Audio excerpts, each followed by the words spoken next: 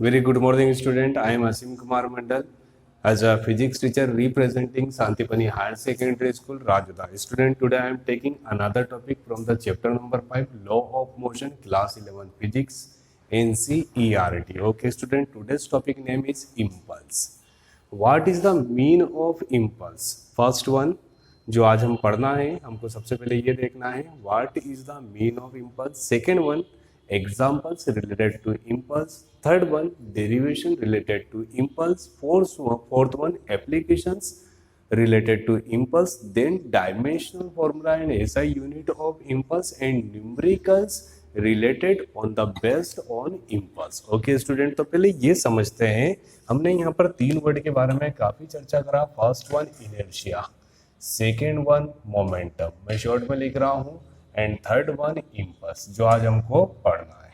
ठीक है student. First one inertia. What is the mean of the inertia? Inertia that means a property of matter. Property of matter that means depends on the mass. एक example लेते हैं. Let we consider any book of the mass 10 kg on the top of any table. Another book of mass 1000 kg on the top of table. First one 10 kg, second one 1000 kg. अगर जो I introduce inertia, क्या समझा रहा हूँ student? Inertia समझा नहीं रहा हूँ, सिर्फ मैं ये बता रहा हूँ कि इन तीनों में बेसिक डिफरेंस क्या होता है. What is the basic difference between the inertia, second one momentum and third one impulse. Student, in the case of the inertia, when any object, that means a book, on the top of table of the 10 kilo, we applied any external force capital F, for example 20 Newton, 30 Newton and so on. तो इसमें क्या होगा? इसमें कुछ ना कुछ मुझे displacement मिलेगा. Okay student, by use of any external force we getting the displacement on the book of the 10 kilogram. Again we used any external force capital F of same amount, that means 20 Newton. Here displacement will be equal of 0. देखिए student, ये तो कोई भी student बता सकता है. इसका मास बहुत ज़्यादा कम है, तो आप इस पे एक एक्सटर्नल फोर्स लगाएंगे तो डिस्प्लेसमेंट होगा. That is correct. बट अगर जो इतना ही फोर्स, ठीक है, किसी और ऑब्जेक्ट जिसका मास कितना है 1000 kilogram, so we getting the zero displacement. So displacement will be equal of zero. That means मैं बोल सकता हूँ some property related to mass of object. यहाँ पर मास 10 kg है, तो displacement will be equal of any positive, and here mass will be equal of 1000 kg. that means the displacement will be equal of 0. so ये जो particular property है, property of mass of object are known as inertia. Inertia that means आपने पढ़ा ही होगा according to the Newton's first law. ठीक है, कोई भी रेस्ट में है तो रेस्ट में होगा, मोशन में है तो मोशन में होगा, in the absence of any external force. This property, this law also known as law of inertia, and this property are known as inertia of object. Okay student, first one inertia. Second one same concept, but we taking the another example. Let me consider a book of 20 kg or more than 20 kg, less than 20 kg, depends on you. We applied any external force. But देखिए यहाँ पर एक object है capital A और ये है दूसरा object capital B. ठीक है, मास सेम लेना तो सेम लीजिए, डिफरेंट लेना तो डिफरेंट लीजिए, depends on you. Let we consider mass will be equal of m1 and m2 and velocity will be equal of 20 kilometre per hour and 100 kilometre per hour. Okay student, and motion from capital A to capital B towards in the direction of P. अगर जो दोनों की direction same है, object A collide with the object B, तो इसकी velocity क्या हो जाएगी? More than 20. Simple.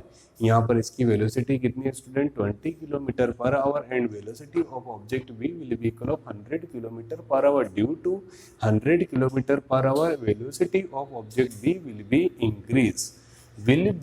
Increase. So this type of property based on velocity based on mass are known as inertia, and based on velocity, यहाँ पर देखिए इसकी velocity पे डिपेंड हो रहा है ठीक है, momentum that means mass into velocity, mass into velocity, velocity will be increase, mass will be increase, velocity will be decrease, mass momentum will be decrease, this property are known as momentum. तो basic concept समझ आया है। Inertia that means a property of object depends on the mass and depends on the velocity are known as the momentum. The type of momentum you know that very well. First one linear momentum and second one is the angular momentum. Now student, what is the mean of the impulse? इसको भी हम समझते हैं। अगर जो हमको impulse को समझना है तो हमको इनर्शिया और मोमेंटम दोनों याद होना चाहिए। Let we consider this is a football. Okay student, ये क्या है? ये एक फुटबॉल है, देखिए। ठीक है, मैं इस फुटबॉल का शेप तो नहीं बना पाया, but this is a football. और ये क्या है? ये किसी एक फुटबॉलर की किक है। ओके स्टूडेंट, तो जब ये, ठीक है, दोनों आपस में कनेक्ट नहीं है तो ये क्या है? ये मोशन में है और ये क्या है? रेस्ट में। ठीक है, by the property of mass.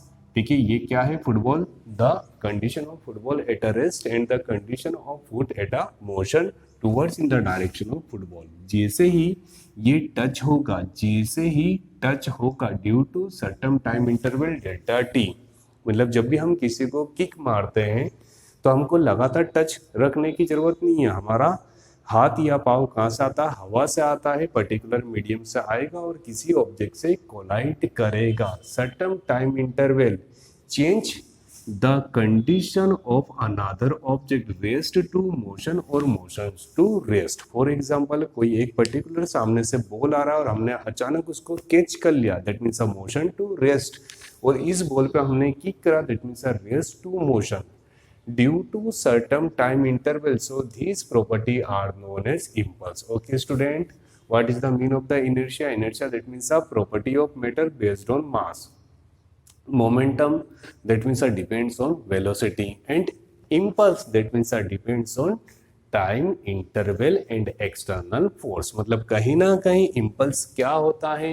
Impulse that means depends on the force, first one force and time interval. So impulse will be equal of force into time interval. Okay student, देखिए ये छोटी छोटी बातें जो रहती है हमारे माइंड में बहुत ज़्यादा डिस्टर्ब करता है, इनमें बेसिक डिफरेंस याद होना चाहिए। Impulse, momentum and inertia both are the concept related to law of motion. ये न्यूटन्स लॉ समझने के लिए काफ़ी ज़्यादा इंपॉर्टेंट है।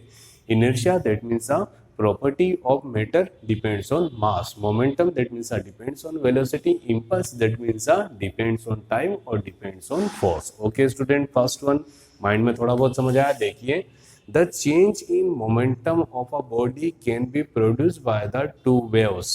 ठीक है, दो तरीके होते हैं जिनसे हम क्या कर सकते हैं, किसी भी बॉडी के मोमेंटम को क्या कर सकते हैं? चेंज कर सकते हैं। First one, by applying the force of small magnitude. What is the meaning of the small magnitude? Where the amount of force is very less. Second one, by applying force of large momentum. Student यहाँ ध्यान से देखिए, large momentum for the small time duration। ठीक है, small force for the long duration, दोनों एक दूसरे की बात पे डिपेंड कर रहे हैं। ध्यान से देखिए, हम कभी भी किसी के भी मोमेंटम को क्या कर सकते हैं? चेंज कर सकते हैं। कब? When we apply the small amount of force for the long time duration. मतलब अगर जो मैंने ये बोला है, ठीक है, ध्यान से देखिए, किसी भी फुटबॉल की कंडीशन क्या है? मोशन में है। काय में है? मोशन में है। तो मैं उस पर एक एक्सटर्नल फोर्स लगा रहा हूँ। Let we consider this is a position who define the direction of motion of the football, but मैं ऑपोजिट डायरेक्शन से एक external force that means a winds, मतलब मैं एयर दे रहा हूँ। ठीक है, इसका अमाउंट कितना है? काफी ज्यादा कम है। The magnitude of external force is very very less. तो ये रुकेगा क्या? नहीं सर।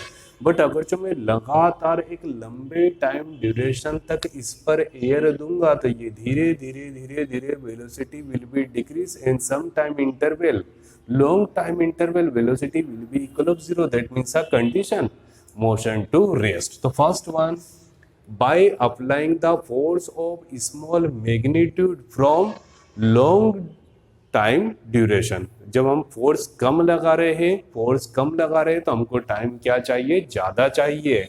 और अगर जो हम फोर्स ज़्यादा लगा रहे, फोर्स ज़्यादा दैट मीन्स ठीक है, आपने सुना होगा, ठीक है, ट्रेन जो है वो मोशन में है और हम उस पर फोर्स लगाते हैं, that means power brake. Power brake क्या होता है, concept based on the induction that means magnetic induction और इलेक्ट्रिक इंडक्शन, ये भी समझाएंगे पावर ब्रेक कैसे बनते हो। तो वहां पर जो मैग्नीट्यूड होता है, magnitude of force very high, बहुत ज्यादा होता है, तो बिल्कुल अचानक ट्रेन क्या हो जाती है, motion to rest. Okay student, so मैं क्या बोल रहा हूं, the change in momentum of body can be produce by two types. First one, when applying the force of the small magnitude for the long time duration, अगर जो force कम है तो time ज्यादा लगेगा, एंड सेकेंड वन, फोर्स ज्यादा है तो time कम लगेगा।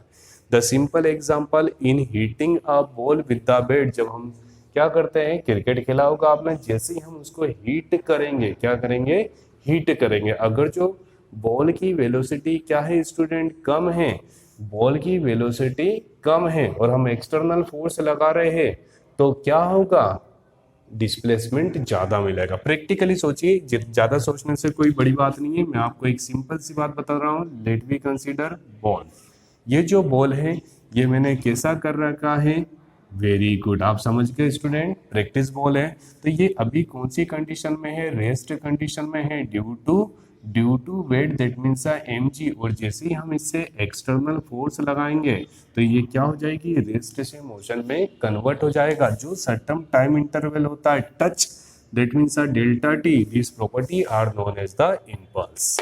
Okay, the total effect of the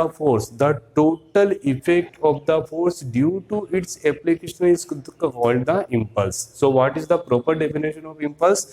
total effect of force, जैसे हमने इस बॉल पे क्या लगाया है, फोर्स लगाया, तो हम क्या बोल सकते हैं, the total effect of force due to its application is called the impulse. Okay student, simple definition of the impulse, impulse is a product between the force and time interval, not a time interval। ये कौन सा time है, जब उसको rest से motion या motion से rest में कन्वर्ट कर रहा, बिल्कुल छोटा सा time interval. So impulse will be equal of product between the force and time interval. Okay student, now definition, force, what is the meaning of the force?